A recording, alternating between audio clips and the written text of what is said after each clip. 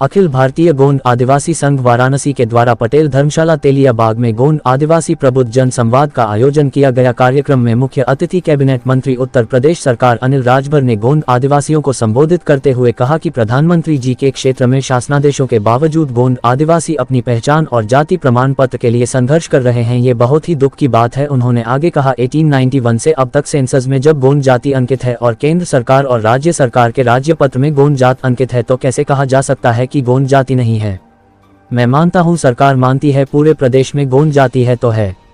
जल्द ही गोंड प्रतिनिधिमंडल के साथ में माननीय मुख्यमंत्री जी से मिलकर एक कड़ा शासनादेश लागू कराऊंगा कि शासनादेश के अनुपालन न करने वाले अधिकारी दंडित होंगे। सरकार का काम केवल शासनादेश लागू करने का ही नहीं है बल्कि सरकार का काम यह देखना भी कार्य है कि शासनादेश का अनुपालन हो रहा है कि नहीं। मनमाना ढंग से शासनादेश की व्याख्या करने वाले दंडित होंगे। बैठक में बहराइच के पूर्व सांसद अक्षयबर गोंड के एन गोंड ने उच्चतम न्यायालय के द्वारा निर्णित माधुरी पाटिल की व्यवस्था का हवाला देते हुए कहा कि सर्वोच्च न्यायालय की व्यवस्था को भी स्थानीय प्रशासन नहीं मानती। सरकार के द्वारा माधुरी पाटिल के मामले में सर्वोच्च न्यायालय के प्रकाश में शासनादेश होना चाहिए।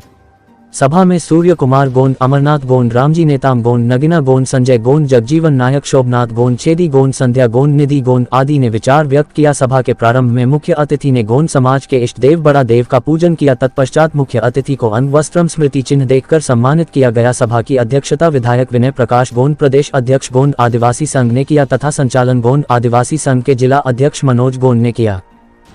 देखिए, सबसे पहले तो अखिल भारतीय गोंड महासभा और जो राष्ट्रीय स्तर का संगठन है जिसके माननीय अध्यक्ष उलस्ते जी हैं और उनके माननीय राष्ट्रीय उपाध्यक्ष रामजी नेताम जी भी मंच पर विराजमान हैं।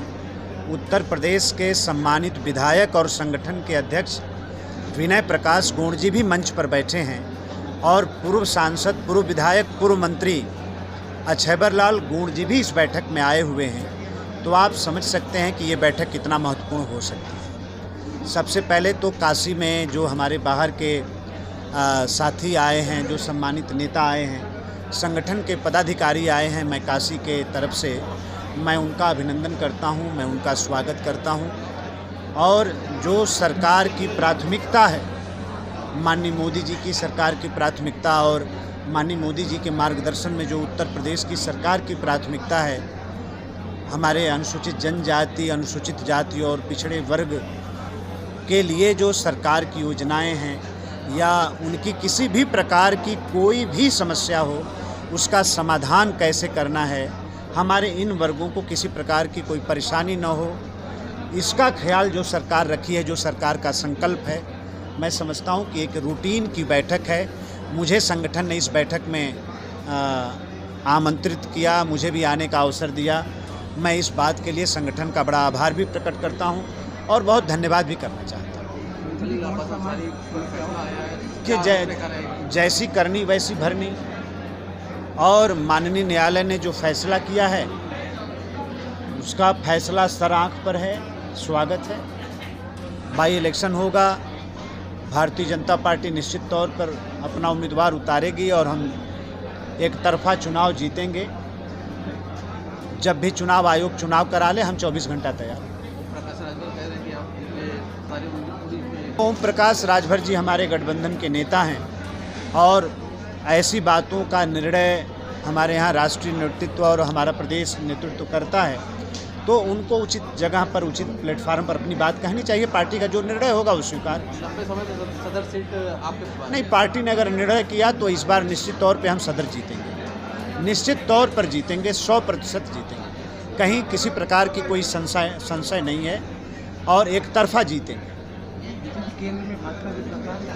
ये राष्ट्रीय अध्यक्ष जी, अभी आपने देखा होगा कि माननीय मोदी जी के मंत्रिमंडल के सम्मानित सदस्य भी थे और भारत सरकार ने बड़ा स्पष्ट नोटिफिकेशन जारी किया।